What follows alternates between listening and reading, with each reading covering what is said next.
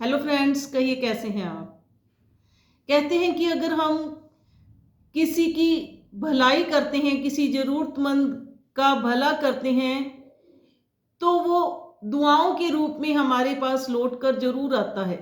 Means कि अगर हम किसी की भलाई करते हैं तो उसमें हमारी भलाई भी होती है।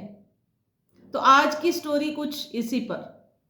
एक बार श्री कृष्ण और अर्जुन एक बार सैर के लिए निकलते हैं, तो क्या देखते हैं कि एक गरीब ब्राह्मण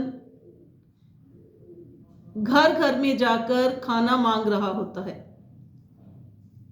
वो उस ब्राह्मण को रोजाना ही इस तरह देखते हैं। वो रोजाना ही आता है और हर घर में जाता है और खाने के लिए उसे जो कुछ भी मिल जाता है, जो कोई भी दे देता है, वो अपने घर ले जाता है, अपनी पत्नी के लिए, बच्चों के लिए।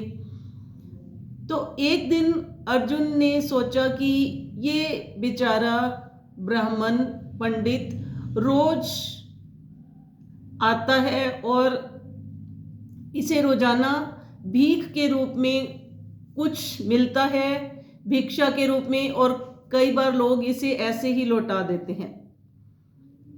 तो उसने सोचा कि क्यों ना मैं इसकी मदद कर दूं। उसने एक पोटली सोने की मोहरों की भरी हुई दे दी। उसमें सोने के सिक्के थे, वो उसने उस पंडित को दे दिए। वो पंडित बहुत खुश था।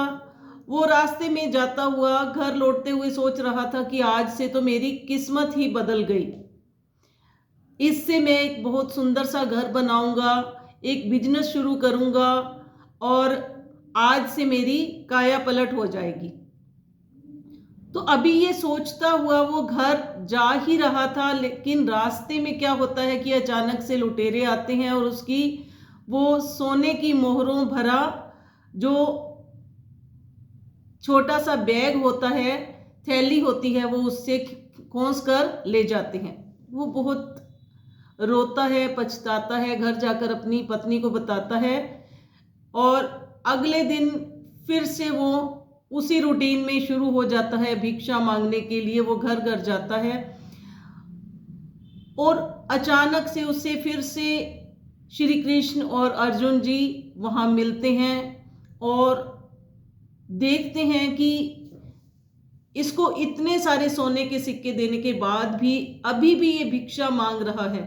तो उससे पूछने पर उसने बताया कि ऐसे ऐसे करके किसी लुटेरे ने मेरे सारे सिक्के लूट लिए। तो अब उसने एक मोती दिया और कहा कि ये मोती ले जाओ, इससे तुम्हारे अच्छे दिन आएंगे और तुम्हारी काया पलट हो जाएगी। तो वो बहुत खुश होकर जाता है और सोचता है कि मुझे इतना कीमती मोती मिल गया है। आज वो घर जाता है, देखता है कि घर पर कोई नहीं होता है। वो एक घर पर पड़े पुराने मटके में उसे चोरों से छुपाकर उस मटके के अंदर छुपा देता है और खुद विश्राम के लिए चला जाता है। और जो उसकी पत्नी कुएं पर पानी भरने के लिए गई होती है, वहां पर उसका मटका टूट जाने के कारण वो घर आकर पुराना मटका ले जाती है और कुएं पर पानी भरने के लिए जाती है। जैसे ही वो मटका पानी में डुबोती है, वो मोती उस पानी के अंदर बह जाता है। घर आती है और इतने में वो पंडित विश्राम से जाग जाते हैं और क्या देखते हैं कि वो मटका वहां पर नहीं है।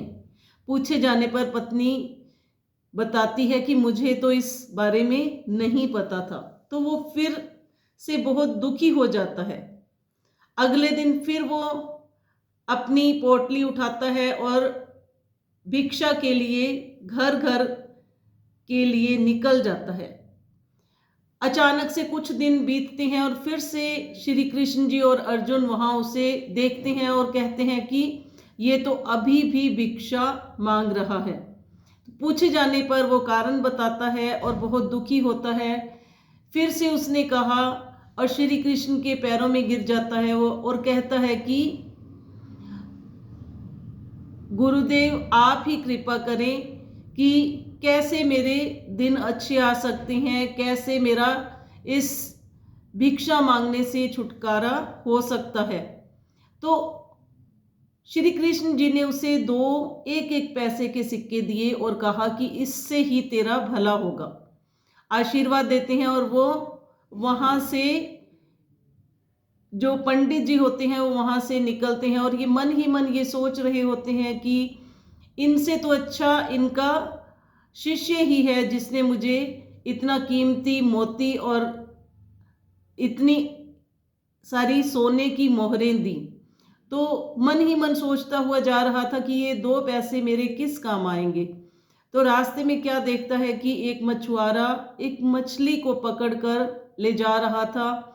तो वो सोचता है कि ये मछली कितना छटपटा रही है, क्यों ना मैं इन 2 पैसों से इसे आजाद कर दूं।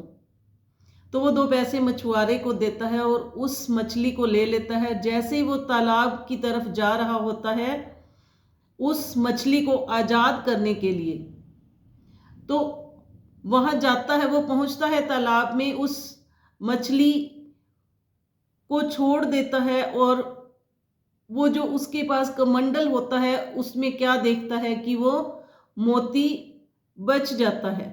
वो मछली को तालाब में छोड़ देता है और मोती वहीं उसी के पास रह जाता है और वो देखकर बहुत खुश होता है और खुशी से चिल्लाता है कि मिल गया, मिल गया। वहीं पास में वो लुटेरा भी खड़ा होता है थोड़ी दूर पर, वो सुन लेता है। उसे लगता है कि मेरी तरफ इशारा करते हुए बोल रहा है कि मिल गया, मिल गया। तो वो अचानक से लुटेरा डर जाता है। वो